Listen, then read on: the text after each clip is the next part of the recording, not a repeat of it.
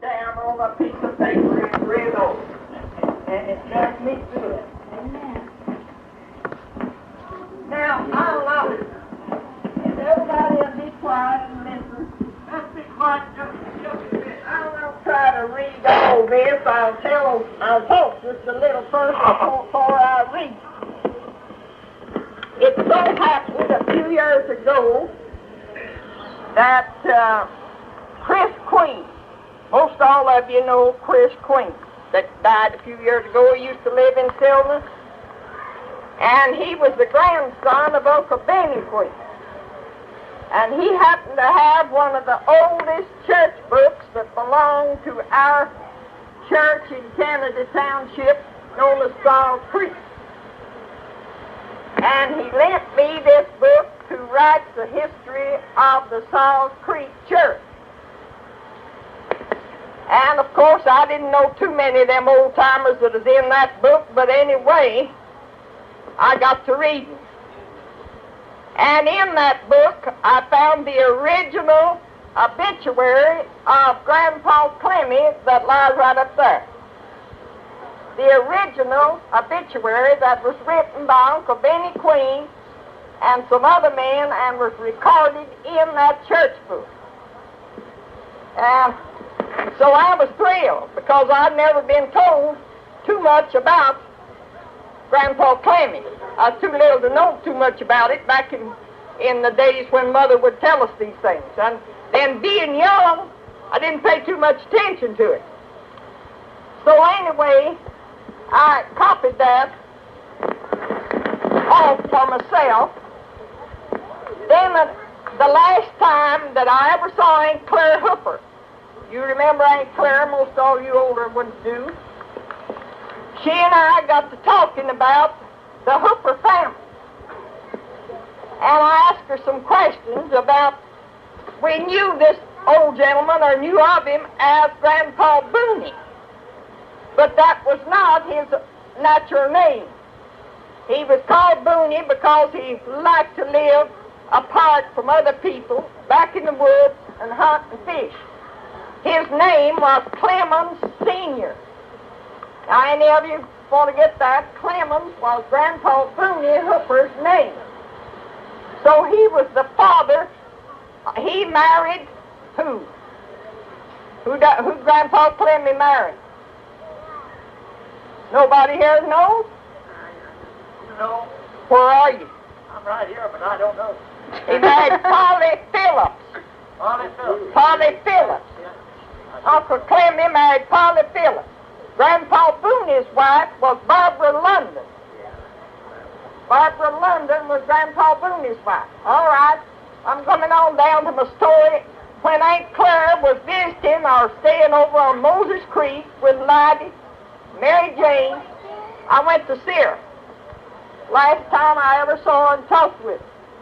And I talked to her about the Hooper family, and she said there was another brother. Grandpa Booney had another boy.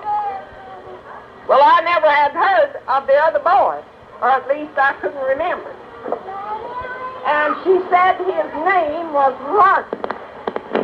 Larkin Hooper was a brother to Grandpa Clemmy, and there were two girls, Susie and Ruthie, and they were twins.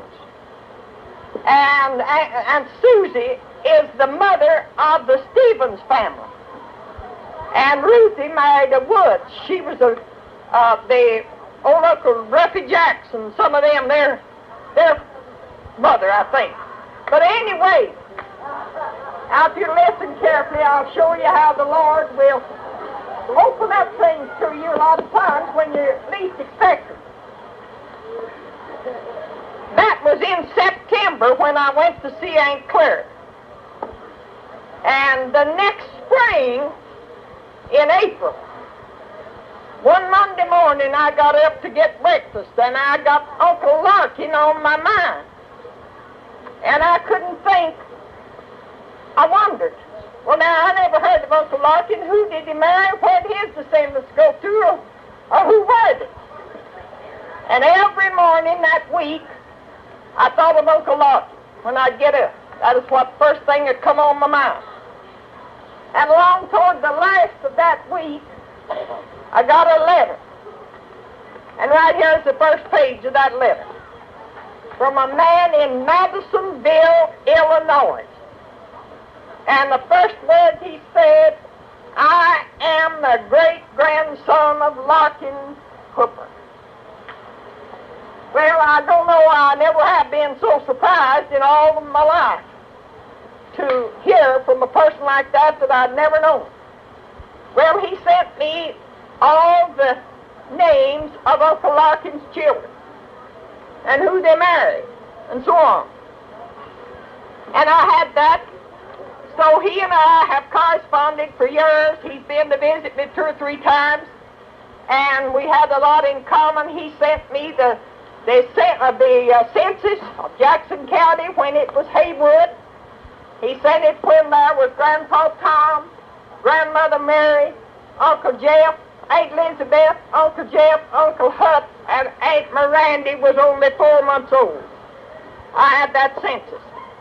And so anyway, I tried to write down a little about these things, but then it'd be too much. I'm going to read you the obituary of Grandpa Clemmy that lies right up there. And now he, if some of you don't know, but Grandpa Clemmy was buried out in Canada Township on the land that we once owned. And my husband here saw to it that the original rocks that was put there at his grave when he died was there when we sold out and left that country. And Mont Hooper and Winnie and Dooley, and I don't know how many of the other relatives have put buried where Grandpa Clemmy was buried. And he lay there 1 year and was taken up and carried across these mountains and brought here. Right. So I'm going to read just a little here about his Grandpa Clemmy's obituary, and then I have a few other words. Clemmons S. Hooper was born on July the 1st in 1810. He was married February the 8th, 1829 to Polly Phillips. He departed this life January the 9th, 1878, being 67 years, 6 months, and a few days old. Now, I'd be glad everybody wants to hear any of this. Sort of listen.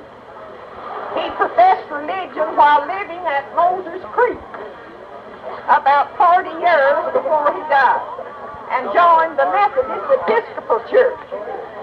He lived in that connection 21 years. In 1848 or 49, he was appointed class leader in this capacity. He labored with success, having the religious confidence of his brothers and his Christians in general.